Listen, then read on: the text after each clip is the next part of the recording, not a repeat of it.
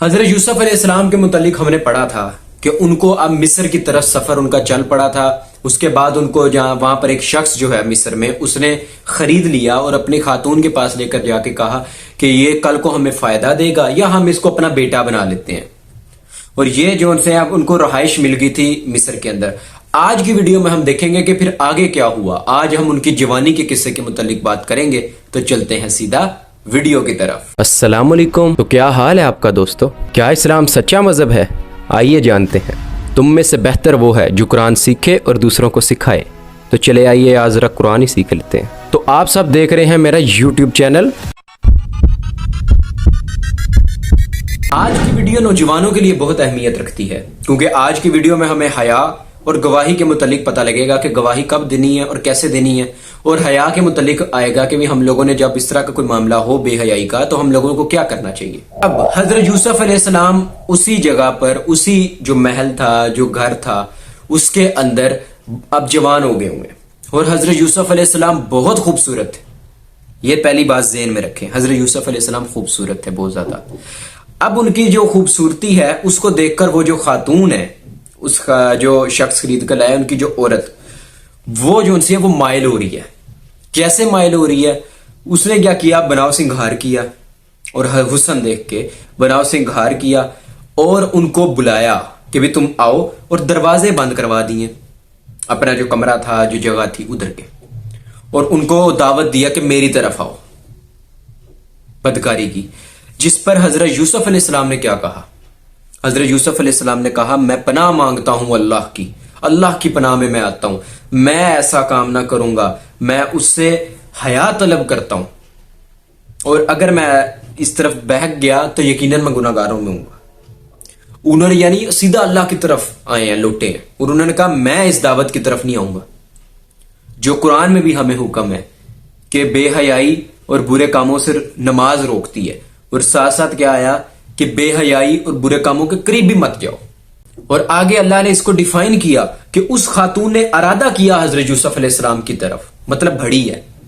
یوسف بھی ان کی طرف بڑھتا اگر ہم اس پر خاص کرم نہ کرتے. اب آپ یہ ذہن میں رکھیں کہ جیسے اس طرح کا معاملہ آئے اللہ کی پناہ مانگے اور ادھر سے بس چل پڑے واپس کی طرف. یہ ایک مومن کی نشانی ہے. اب دونوں دروازے کی طرف بھاگے باہر نکلنے کے لیے. حضرت یوسف بھاگے ہیں باہر نکلنے کے لیے اور وہ خاتون باقی ہیں حضرت یوسف کو روکنے کے لیے. اب جب یہ معاملہ ہوا تو اس خاتون نے کرتے کا پیچھے سے پکڑا کرتا اور یوں کھینچا روکنے کے لیے تو وہ پھٹ گیا کرتا. جیسے ہی دونوں باہر پہنچے ہیں آگے وہ عزیز کھڑا تھا جس نے حضرت یوسف علیہ السلام کو خریدا ہوا ہے وہ کھڑا آگے سے مالک ان کا. اور جیسے ہی وہ دونوں کی نظر پڑی وہاں پر اس خاتون نے پھر مکر کیا. کیا مکر کیا؟ اس نے چلاکی دکھانے کی کوشش کی. اس نے کہا کہ اس شخص کی کیا سزا ہے جو تیری خاتون کے ساتھ بدکاری کا ارادہ کرے؟ یقیناً قید یا پھر اس کو مار دیا جائے. ایک چیز ہمیں حیا کا تو پتہ لگ گیا کہ آپ کو کیا کرنا چاہیے لیکن اب یہاں پر بات آئی ہے کہ ایک الزام لگ گیا کہ اس نے الٹا الزام حضرت یوسف پر لگا دیا. اب پہلے حضرت یوسف علیہ السلام نے بھی اپنی بات کہی کہ میں اس کام سے بری ہوں میں نے کچھ بھی ایسا نہ کیا. وہ پیچھے ہٹ گئے اور ایک گواہ آیا اس خاتون کے گھر والوں میں سے. حضرت یوسف کا نہیں تھا رشتہ دار. اس خاتون کے گھر والوں میں سے ایک جو ان سے گواہی دینے والا آیا. اس نے آ کے گواہی کیا دی ہے بہت زبردست. کہا کہ اگر یہ کرتا آگے سے پھٹا ہوا ہے تو یہ چیز ذہن میں رکھیں کہ یہ جو یوسف ہے یہ جھوٹا اور جو خاتون ہے وہ سچی ہے. اور اس کے بعد کہا کہ اگر وہ کرتا پیچھے سے پھٹا ہے تو وہ خاتون جھوٹی اور یہ یوسف علیہ السلام سچے. اب آپ دیکھیں یہاں سے کیسا رزلٹ نکلا کہ یقیناً اگر کرتا پیچھے سے پھٹا ہوگا تو اس کا مطلب اس خاتون نے روکنے کی کوشش کی ہے. اگر کرتا آگے سے پھٹا ہوگا تو اس خاتون نے ریزسٹ کرنے کی کوشش کی ہے کہ دور ہونے کی. یہاں سے ہمیں ایک چیز پتہ چلتی ہے کہ گواہی جب آپ نے دینی ہے تو سچی دینی ہے. خواہ جتنے بھی مرضی آپ کے بڑا یا قریبی رشتہ دار ہو اس کا فرق نہیں کرنا. گواہی سچی دو کیونکہ اللہ کے آگے پوچھ ہونی ہے. اب فیصلہ تو ہو گیا.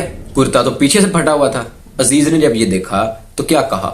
یقیناً یہ تمہارا مکر ہے اس خاتون کی طرف اور تمہارا مکر یعنی فریب بہت بڑا فریب ہے. تم لوگ دھوکہ دیتے ہو. اور کیا کہا کہ اے یوسف تم غم نہ کرو تم اس سے بری ہو. اور کیا کہا کہ اے خاتون تو اپنی توبہ کر تو خطا کاروں میں سے ہے تو نہیں خطا کی ہے. فیصلہ ہو گیا. ویڈیو پسند آئی ہے سبسکرائب کر لینا.